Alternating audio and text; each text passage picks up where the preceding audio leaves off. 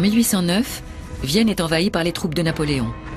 On dit que Beethoven se réfugie dans une cave car il ne supporte pas le bruit des canons.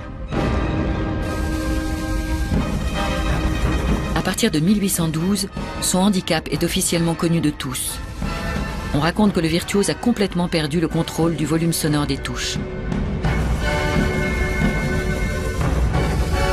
En 1814, le compositeur se fait livrer 4 appareils pour pouvoir profiter de ce qui lui reste de capacité auditive.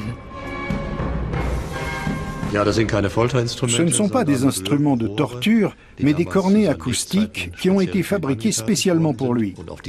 Cela lui a sans doute permis d'améliorer un peu son audition.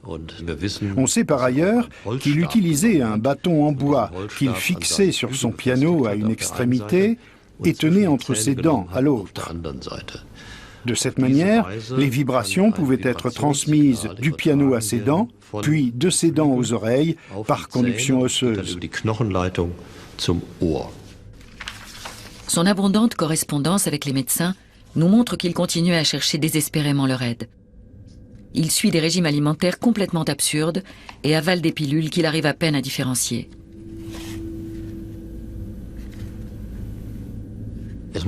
Cela devait lui prendre énormément d'énergie, non seulement d'être malade, mais aussi de gérer cette maladie. Il essaie sans cesse de trouver par lui-même ce qui pourrait l'aider. Il lit beaucoup de livres sur l'acoustique, la médecine et l'homéopathie.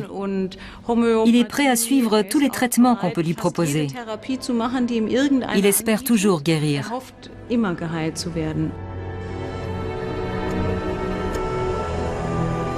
Une note personnelle révèle que Beethoven ne recule devant rien, pas même devant des expériences dangereuses avec l'électricité.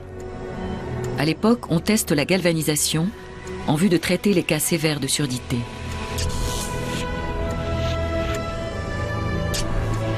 Ainsi, avec acharnement et par les moyens les plus extrêmes, Beethoven lutte quotidiennement contre son destin.